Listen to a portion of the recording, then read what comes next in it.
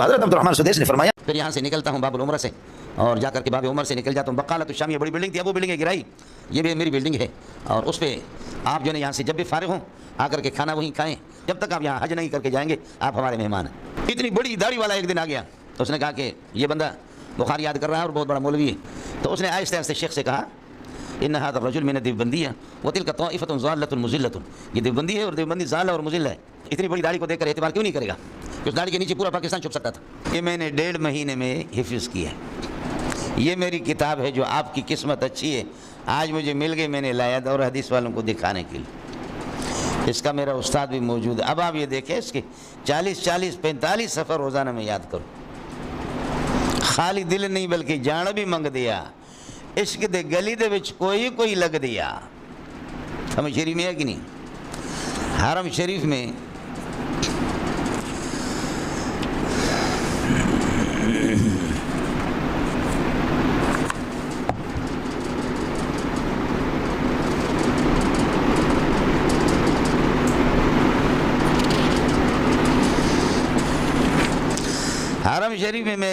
میرا استاد بھی ادھر ہی ہے. استاد نے یہ لکھا ہے، سند اس کی الگ ہے، یہاں لکھا وقد سمعت هذا الكتاب المبارك بالاستياب من الدكتور منظور احمد عن زهر القلب وانا اشهد على ذلك والله على ما اقول وكيل وهو الموفق خویدم العلماء عبد الحق ملازی المکۃ المکرمہ 1417. سمجھتا ہے؟ کتاب میرے پاس نہیں ہوتی تھی. بعض چیزیں میں نے چونکہ بخاری پڑھائی نہیں تھی، نیا میں مدرس تھا تو بعض چیزیں حل نہیں ہوتی تھی تو اس سے جاؤ وہ ادھر بھی حل نہیں، دوسرے سے. مجھے کسی نے بتایا جس کی بڑی ناک تھی، پیارے شاہین جیسے آنکھیں اس کی تھی، حرم شریف میں ستون اور ایک پلر پر وہ ٹیک لگا کر کے قرآن پڑھتا تھا اور کعبۃ اللہ کو دیکھ کر کے روتا تھا. اور کچھ علماء جا کر ان سے پڑھتے تھے 1.5 گھنٹے کے لیے. جب وہ ہٹ جاتے تو پھر یہ کہ وہ تلاوت اس کی شروع ہو جاتی اور پھر کعبۃ اللہ کو دیکھتا تھا، روتا تھا. مجھے کسی نے کہا کہ یہ بہت بڑا عالم ہے. جامع ام القریٰ کے استاد تھے، شیخ عبداللہ عقیل کے نام سے تھے. میں حضرت کے پاس گیا، میں نے کہا کہ جی قد وقع هناك لفظ فی صحیح البخاری، کتاب میری رکھی ہوئی تھی، وقع کا معنی بیماری کے، لیکن میرے ذہن میں نہیں تھا. میں نے کہا وقع ما معنی وقع؟ کا نام. یہ دیکھ لو مولوی صاحب اس بڈھے کو، کا نام ان هذا اللفظ قد ورد فی حدیث سیدنا انس بن مالک معنی وقع مریض جدا. هناك لفظ آخر قد مج النبی صلی اللہ علیہ وسلم مجتن. مجتن کا کیا معنی ہے؟ کا نام ان هذا اللفظ قد ورد فی حدیث سیدنا محمود بن ربی. میں لفظ بتا رہا ہوں، وہ راوی بھی بتا رہا ہے، وہ سند بھی بتا رہا ہے. قد وقع هذا اللفظ فی حدیث سیدنا محمود بن ربی ومعنى مجتن ان نبی صلی اللہ علیہ وسلم اخذ الماء فی فمه المبارک ثم بعد ذلك فعل فی وجه هذا الصحابی هكذا فعل. تو یہ پھونکارنا ہے نا، پیار محبت میں ان کے ڈول سے. حدیث آئے گی آپ کے سامنے. جی جو لفظ بتا دو ٹھک وہ بتائے، جو بھی لفظ پوچھو ٹھک. اس کے مقدمے میں پھر دوسرے دن میں کتاب لے کر کے گیا. اس میں لکھا ہوا ہے کہ اگر کوئی یہ کہہ دے کہ بخاری کی ساری روایتیں صحیح نہ ہو تو اس کی بیوی کو طلاق، میری بیوی کو طلاق، اس کی بیوی کو طلاق نہیں پڑے گی، اس لیے کہ ساری روایتیں صحیح ہے. میں نے کہا لعل هذا الحکم لا يوافقه المحققون، یہ لکھا ہوا تھا میرا. اس نے کتاب مجھ سے لے لی. یہ دیکھا کہ اس بات سے محققین اتفاق نہیں کرتے. ضعیف اور موضوع بھی کسی نے کہا کہ روایت اس میں ہے، البتہ متفقن علی ضعفی ایسا نہیں ہے. باقی ضعیف کی قول تو لوگوں نے کی ہے. تو لعل هذا الحکم لا يوافقه المحققون، محققین اس بات سے اتفاق نہیں کرتے.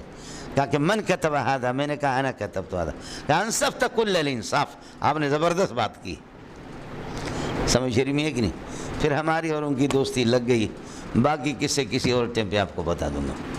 ہماری دوستی پہ پھر اثر کیسے پڑا. مجھے کہا کہ بیٹا میں یہاں کر کے پڑھاتا ہوں، سمجھے، میں آ کر کے یہاں پڑھاتا ہوں اور بوڑھا آدمی ہوں، جیسے فرض پڑھتا ہوں، پھر یہاں سے نکلتا ہوں باب العمرہ سے اور جا کر کے باب عمر سے نکل جاتا ہوں۔ بقالۃ الشامیہ بڑی بلڈنگ تھی، اب وہ بلڈنگ ہے گرائی، یہ بھی میری بلڈنگ ہے، اور اس پہ آپ جو ہے یہاں سے جب بھی فارغ ہوں آ کر کے کھانا وہیں کھائیں اور آرام کبھی کریں، آرام بھی کریں، دوسرے لوگ بھی آتے ہیں، آپ کا کھانا مفت ہوگا، جب تک آپ یہاں حج نہیں کر کے جائیں گے آپ ہمارے مہمان ہیں۔ کھانا میرا تھا۔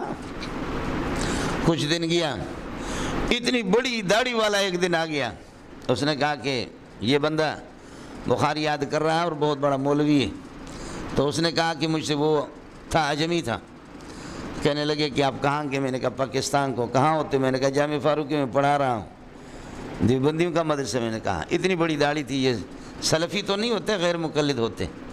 تو اس نے آہستہ آہستہ شیخ سے کہا ان هذا الرجل من الدیوبندیہ وتلك طائفة ضالة مضلة، یہ دیوبندی ہے اور دیوبندی ضال اور مضل ہے، اور یہ جامع فاروقی انہی کا مدرسہ ہے دیوبندیوں کا۔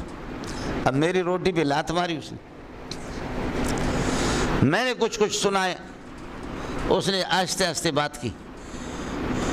شیخ صاحب کا چہرہ، عرب لوگ اتنی بڑی داڑھی کو دیکھ کر اعتبار کیوں نہیں کرے گا کہ اس داڑھی کے نیچے پورا پاکستان چھپ سکتا تھا۔ میں نے ان سے کہا کہ اچھا ہم لوگ ضال اور مضل ہیں؟ کہا نہیں میں نے آپ کے بارے میں نہیں کہا۔ میں نے کہا نہیں، اردو نہ بول، اب عربی بول۔ میں نے کہا واللہ انہو یفتری علیہ فی بیت اللہ الحرام، اللہ کے گھر میں یہ دجال جھوٹ بول رہا ہے۔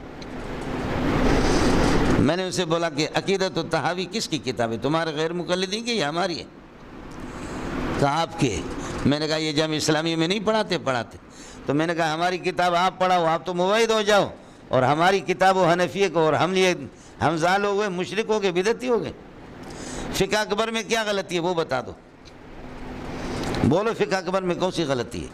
آپ کے اندر اگر ہمت ہے، امام ابو حنیفہ کے شرح فقہ اکبر ملا علی قاری کی کتابوں کے نام میں نے لیے، کہنے لگے آپ شرح قائد پڑھاتے۔ میں نے کہا شرح قائد پر ہم بھی صرف تشہیز اذہان کے لیے پڑھاتے، ہم اس سے اتفاق نہیں کرتے۔ جو میں نے مولوی صاحب اس کو رگڑا دیا، اتنا رگڑا دیا، کہتے آپ کے بہت سے عقائد خراب ہیں۔ میں نے کہا ایک